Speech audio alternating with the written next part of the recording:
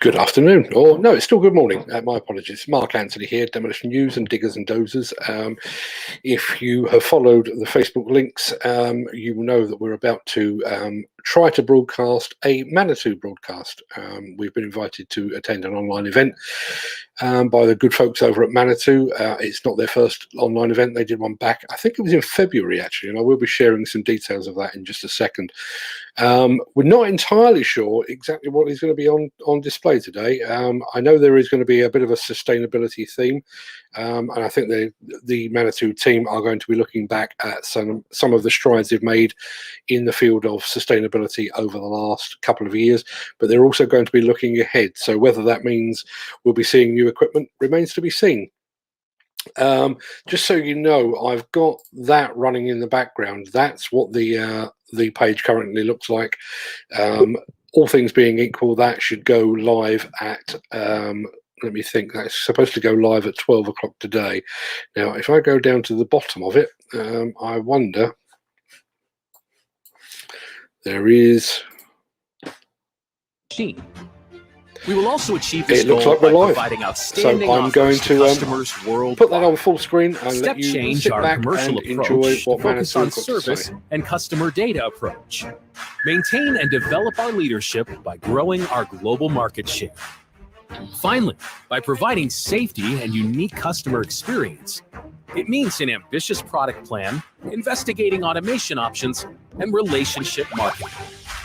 And how can we drive the green transition for a sustainable business model? By innovating with low carbon products and services, low emission product plan, energy transition, hydrogen solutions, eco-design, eco-sourcing, and telematics. By measuring and reducing our direct and indirect emissions, we want to measure CO2 emissions, set up reduction targets, and implement actions to achieve it.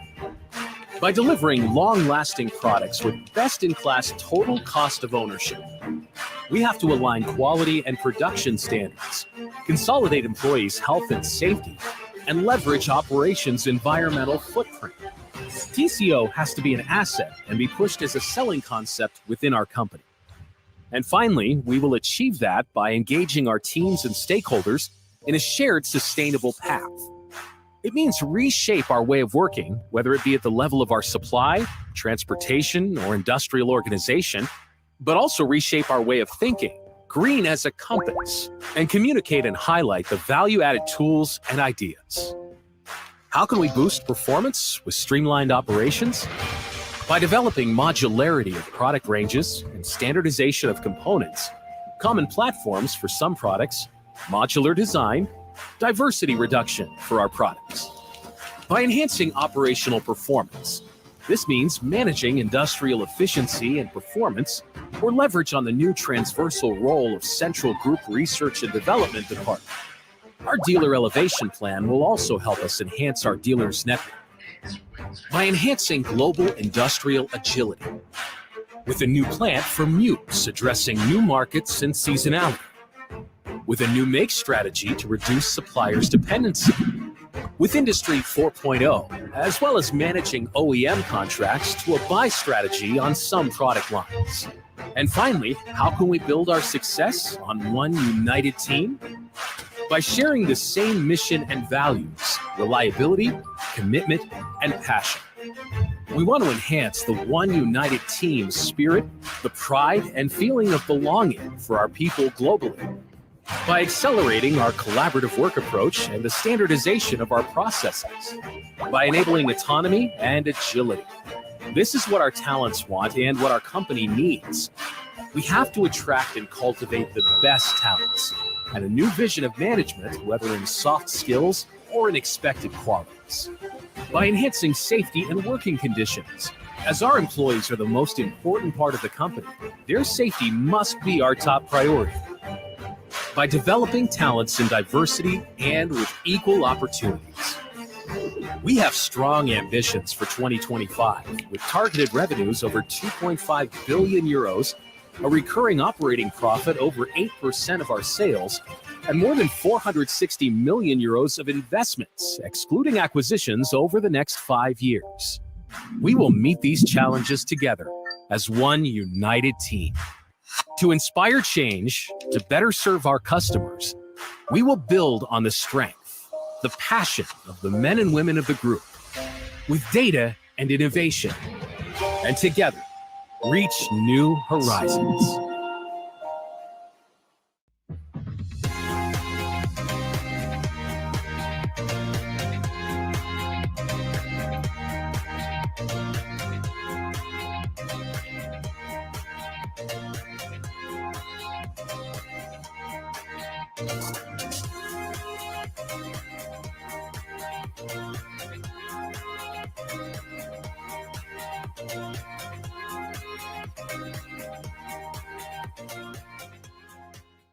Good morning, good afternoon, good evening, and welcome to this very first edition of our new event, On the Way Up.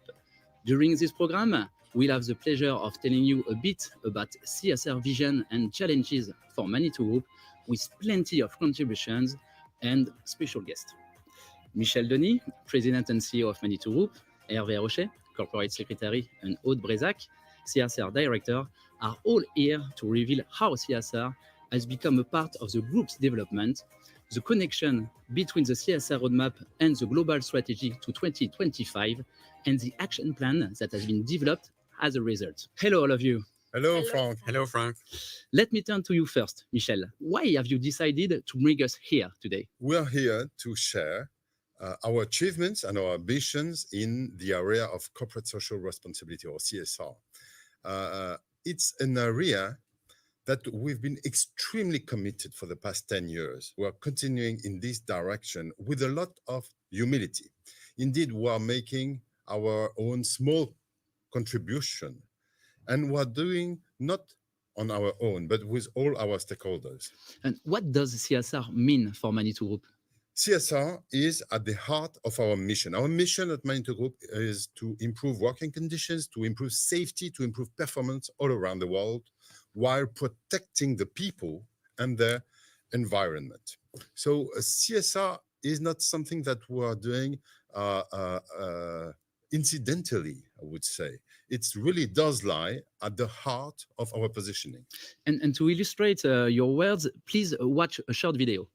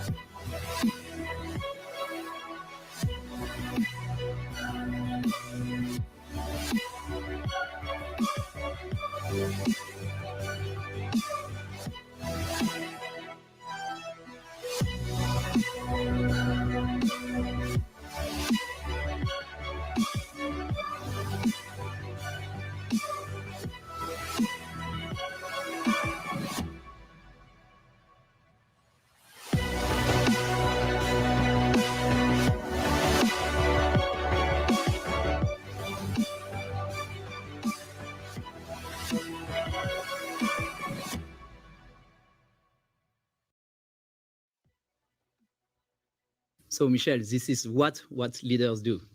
Yes, and Manitou Group, we've always taken decision for the long term. We make machines that are built to last.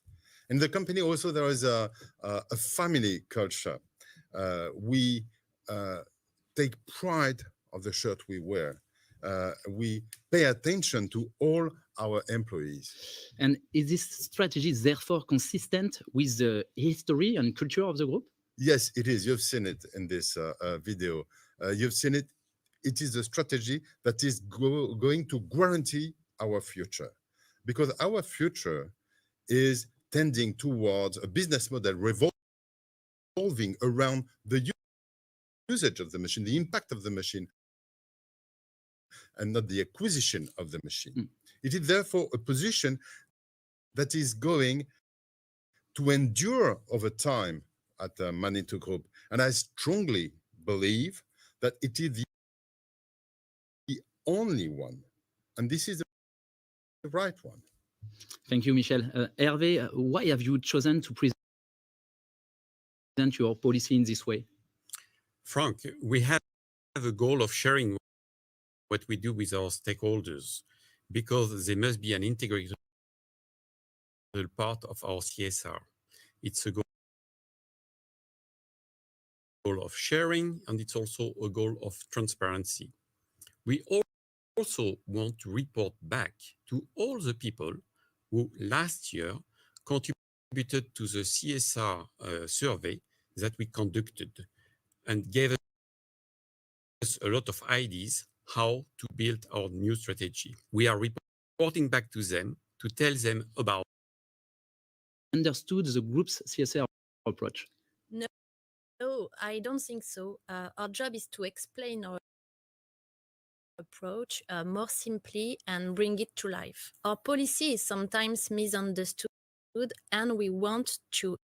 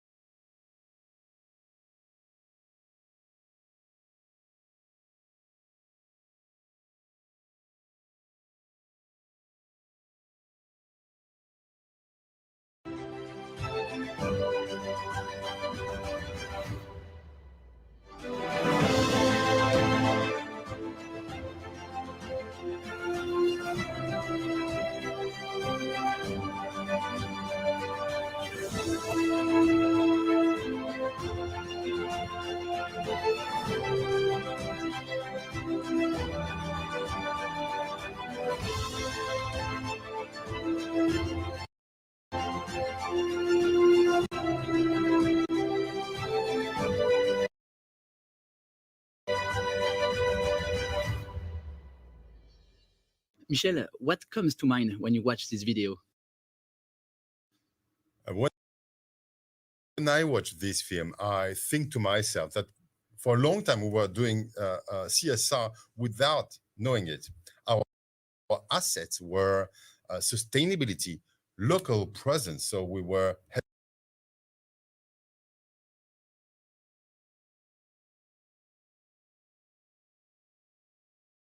in the right direction. And what about when you arrived? When I joined the company,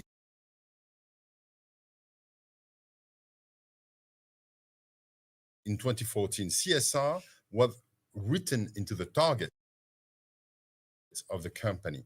But it's true that we had to insist a bit to make our voices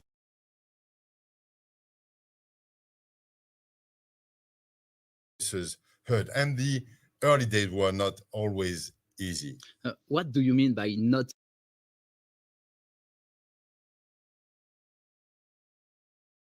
always easy? As an example, in 2014, we decided to recommend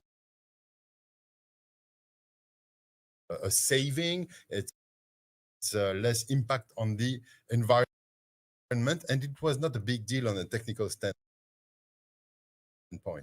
And what did you do? I had to go out and preach the gospel to our dealers and internally, because some people were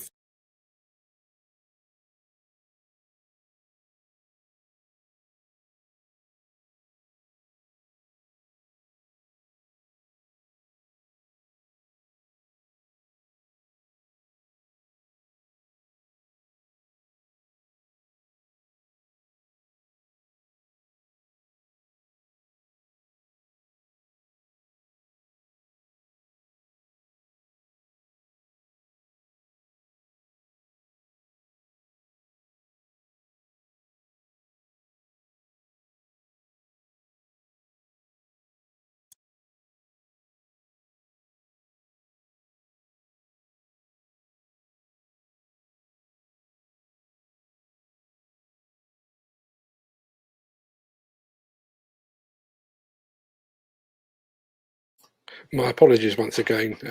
We're having some technical difficulties, and unfortunately, that is how it's coming into my computer. I'll keep an eye on it because it is trying to reload itself. As I said earlier, it is one of the challenges of broadcasting somebody else's broadcast. You're literally in the lap of the gods. If their upload speeds are slow, then our download speeds are equally slow, and it does look like they're having a few technical difficulties over there, which is unfortunate because I think some of the messages that are coming out over there are very good, and I think they've got best part of 100 people tuning in. So I'm going to try again and see if we can shake things loose yet again.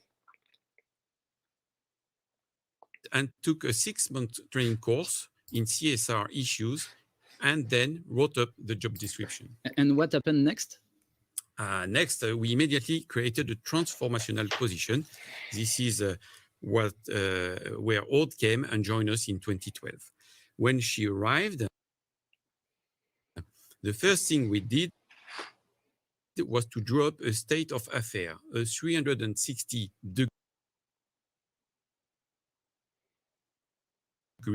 audit with all our stakeholders, our clients, our suppliers,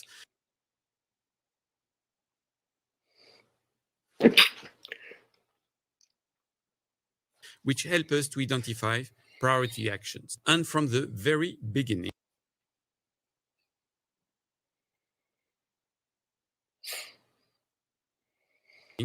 our approach focused on the high-stakes subjects with the intentions of building something.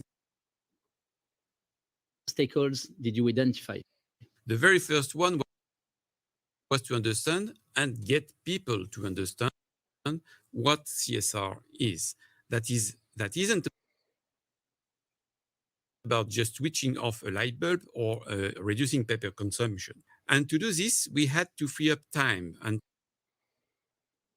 train our teams. And one key issue was to have enough resources. As Hervé just said, you arrived in 2012. What did you do after this 360-degree audit? After the consultation with our stakeholder, which Hervé mentioned, we launched our elevation plan in 2012. This was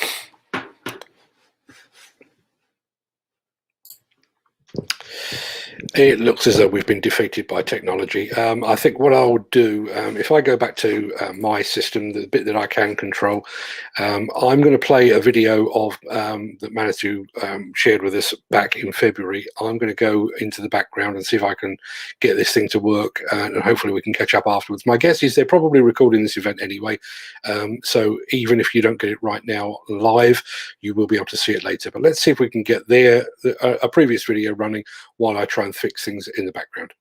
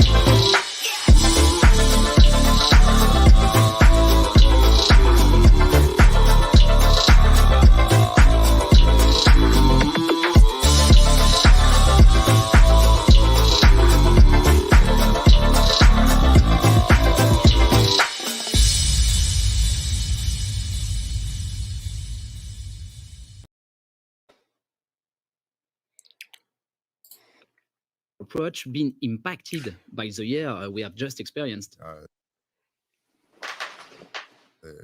A trouble crisis and a pandemic. On the one hand, this pandemic has acted as a powerful accelerator. I mean, acceleration of expectation with regard to ecological transition, with regard to digitalization, with regard to the people needs to find meaning in their work. On the other hand, we were ahead of our roadmap ambition 22 I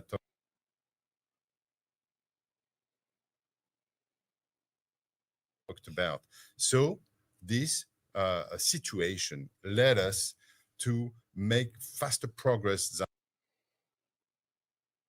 than expected, and to redesign completely. Okay, thank you. Hervé, would you also say there has been an acceleration in these past 12 months? Yes, absolutely. We experienced a tipping point, Frank. It's as if suddenly we woke up, and that worldwide. So really, life has been braced into bodies are changing attitudes. And this now translates into concrete obligations for companies and also for individuals. And as Michel just said, this has accelerated in the last 12 months. And does this shift appear to be radical?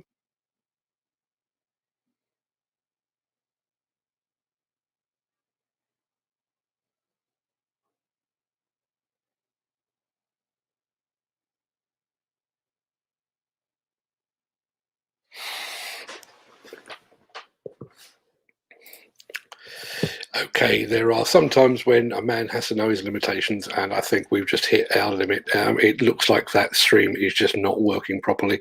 I've been beavering away in the background, reloaded it again, rebooted it, tried it on a different server, and none of it is working. I can only assume that the problem is at their end, because if you're watching me, then obviously everything is fine and dandy at my end. So yeah, not entirely sure what went wrong there. I hope you got the basic gist of it, and I can assure you that the technology within the Manitou telehandlers is way more reliable than the technology within their live stream. Keep watching for these shows. Well, certainly tune in tomorrow to the Breakfast Show at 10 a.m. Hopefully we will have been able to download some footage from today's event, which I will share with you as soon as I can get hold of it. But I think in the meantime, we just have to put this one down to experience, and just accept the fact that the internet has ganged up and defeated us today. Thanks for tuning in anyway. I tried multiple times, but it just wasn't having it. So I'll be back tomorrow at 10 a.m. For the Breakfast Show. And don't forget, we're now on the last couple of events, or last couple of shows, to the countdown to our 100th show. And when it all changes, the new show is coming together really, really nicely. And I hope you can join us on Wednesday next week for what promises to be a massive show. So in the meantime, thanks for watching. Apologies we couldn't resolve the technical issues, but I'll see you again very soon. Thanks for watching.